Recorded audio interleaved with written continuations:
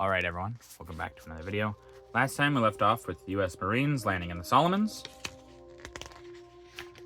We are now on to how Tulagi Island looked after the Navy bomb site. August 1942. Battle of the Solomons. This is the famous Tulagi Island. Center foreground, right here. Stronghold of the Japanese forces in the Solomon Islands. Fires can be seen burning right center, so here. After American carrier-based dive bombers paid their first visits with bombs.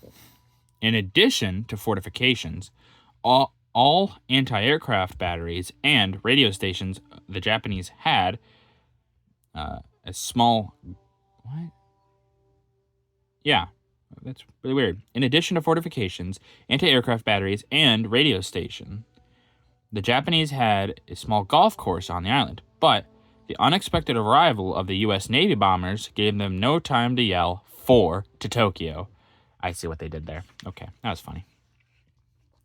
The operation in the Solomons inaugurated a series of offensive moves in the Pacific, which continued for several months.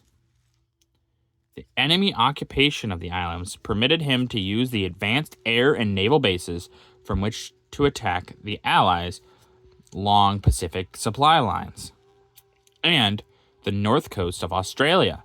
On August 7th, 1942, therefore, United States Navy and Marine forces seized beachheads on Guadalcanal and Florida Islands and occupied Tulagi, the highly prized Henderson Airfield on Guadalcanal was held by the Marines against a long series of heavy air, sea, and ground assaults by enemy. The resolute defenses of these Marines, under Major General, now Lieutenant General, Alexander A. Vandergriff, and the desperate gallantry of our naval task forces marked the turning point in the Pacific. So yeah, Guadalcanal and all of this, as they said, starts off the island hopping campaign, which would continue for many more months, and obviously eventually end with most of the islands in the Pacific being basically landed on. It will be hard fighting, but these men will do it. And obviously we'll eventually get to some of the more famous ones, but this is pretty famous too because it starts it. And these boys fought hard, and I'm sure the Australian people very much appreciated it. The threat to them was very vast.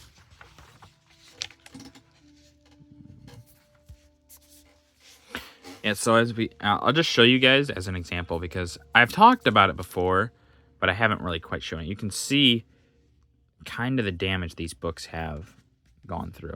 The person who owned them before, they were fathers, and then they were given to the daughter, and well, they weren't really in the best conditions. So that's why I switched to wearing gloves in these videos, as you may have noticed in a previous video. It's because I'm trying to take a little bit better care of these books, and so I have been a little bit more careful with the pages. I'm wearing gloves now because I want to try to preserve these books as much as possible because this history is important. And while these books are a little biased, sure, they were written at the time, and they are written with great detail and photos of the time, which some people have never even seen. So I find this super important to do. And I will try to keep these books in good condition, so I can maybe one day pass them on to my kids as well. Who knows? But we're now onto this page. Prelude to the invasion of the Solomons. August 7th, 1942. Enemy stronghold blasted. Guns and planes of the Pacific Fleet blast tiny Tanambago Island, enemy stronghold in the Solomons, just prior to its capture by the Marines on August 7th. In the foreground is the famous causeway connecting with Gavoot Island, which Marines crossed under heavy machine gun fire. In the meantime, at Guadalcanal, the American transports engaged in unloading stores and equipment and were attacked about midday by enemy planes. And shortly after midnight, an enemy naval force, never clearly identified, appeared on the scene and managed to get between the Outer Defense Task Force, stationed near Savo Island, and the inner guard lying close to the transports. Flares were dropped. Oh, also, it does this sometimes where it tells me there's 2 different pages, but they're not really. But this is also Camouflage Marines in Action at the Solomon, August 1942. Anyway, camouflaged, and we'll show this one. Flares dropped by enemy planes on the south side of the Allied ships outlining these to the enemies, who promptly opened fire. And this sudden close-range exchange of fire, the Australian cruiser Canberra was sunk, and also American cruiser Quincy, Astoria, and Vincennes loss to the enemy remains unknown. But he had failed to destroy or drive away the American transports, and the Marines were landed. And as shown in the picture above, proceeded to mop up the island. His uniform and equipment painted to blend in with the thick foliage. And this Marine raider has just thrown a hand grenade and advances in a rush attack and a rifling gun to clean up the machine gun nest before the enemy recovers from the shock.